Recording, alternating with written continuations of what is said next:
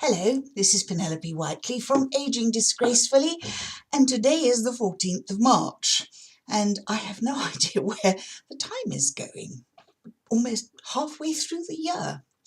I hope you're all well and that you recovered from the dreadful weather that we've been having all over the world in the last couple of months. It's been dreadful. It's either been so hot that people have been passing out on the pavement, or it's been so cold that people have been hibernating in their houses, terrified to go out. That was me, actually, in Shaftesbury. I couldn't leave the house, couldn't get out of the house. Interesting, huh? But, you know, if nothing else, weather is wonderful for conversation. You look back on Facebook and you look at your emails, everyone's talking about the weather, so we're never short of things to say to each other. I'm still in Salisbury, still trying to find somewhere to live. I'm sure it's going to happen any second now. In fact, I have hope that it will happen any second now. Can't go on like this much longer. I don't know how you get your news. Here in the UK, I listen to the radio a lot because I drive a lot and I have the radio on, and I listen to the BBC, the different BBC channels and various other channels. The other day, I was driving to Peterborough. Yes, where is that? Good question. Long way away. And I had on Radio 4. And the interviewer was talking to a girl. I knew she was a girl from her voice and the way she spoke, about her job. And her job is as a sensitivity reader. What is that, you ask? This is a job that somebody is employed for by a publisher to read through people's manuscripts and decide if anything in the manuscript, anything at all, could upset somebody, anybody, anywhere. This, to me, is yet another form of censorship. We're going back to the Victorian times here, where we couldn't say what we wanted.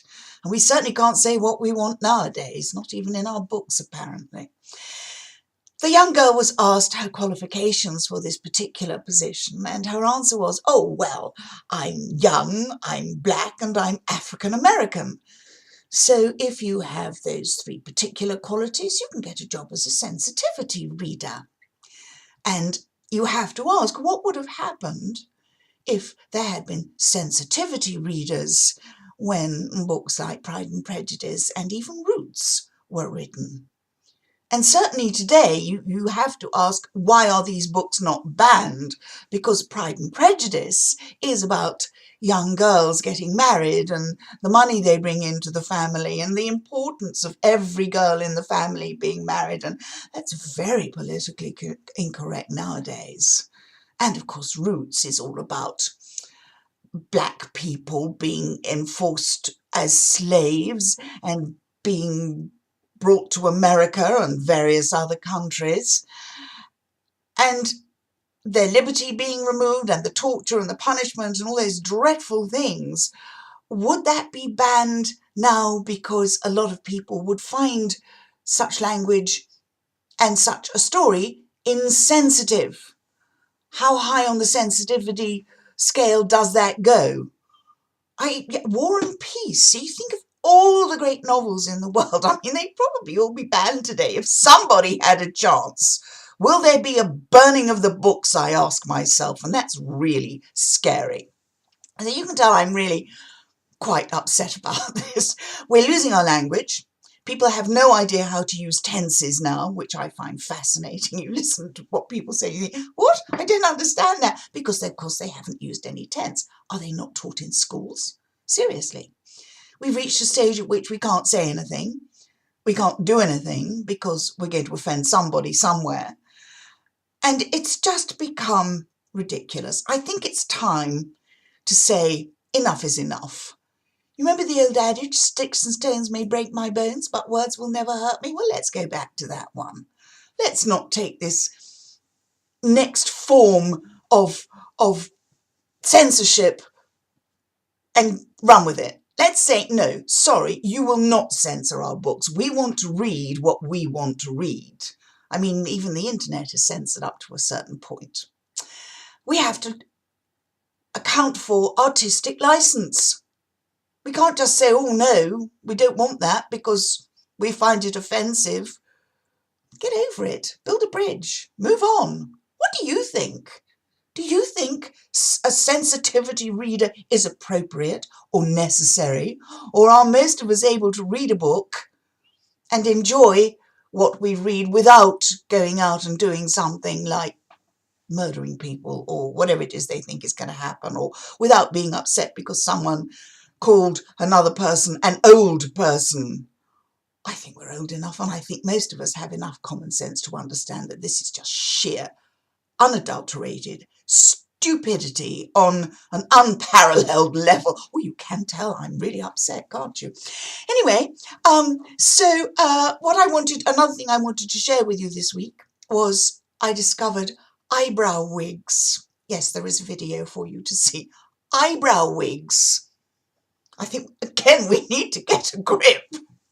And I wonder if they're going to produce nostril wigs for those poor old men who don't grow enough hair in their nostrils and feel deprived because people are saying, oh, why don't you have hair in your nostrils? They could stick a nostril.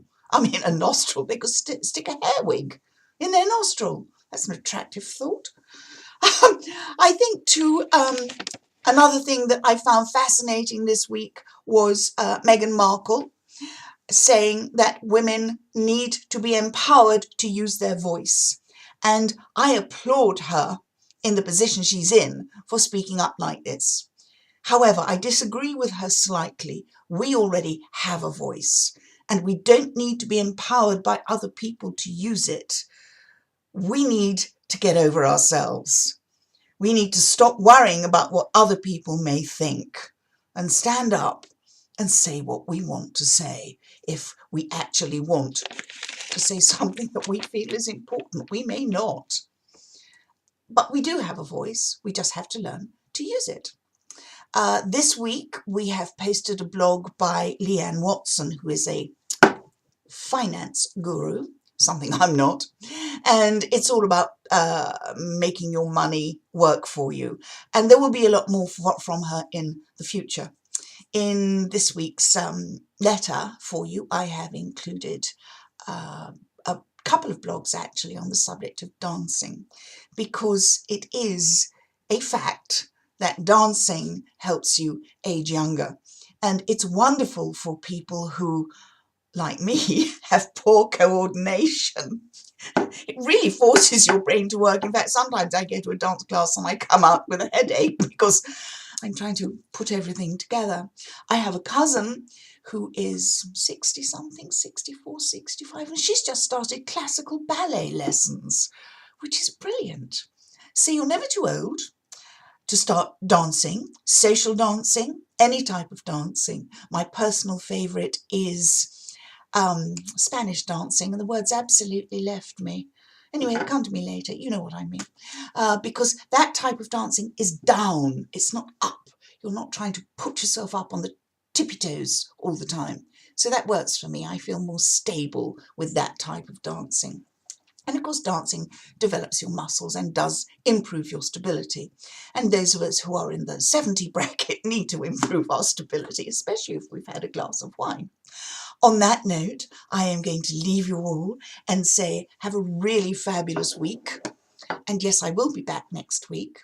And yes, I am now actually getting to the point of being able to do videos more regularly. So keep your eye out open for them. If you're not on the Facebook Aging Disgracefully page, join that page and you can see some of the bizarre things I post out there, which are great fun. Have a great week. Talk to you soon. Ciao.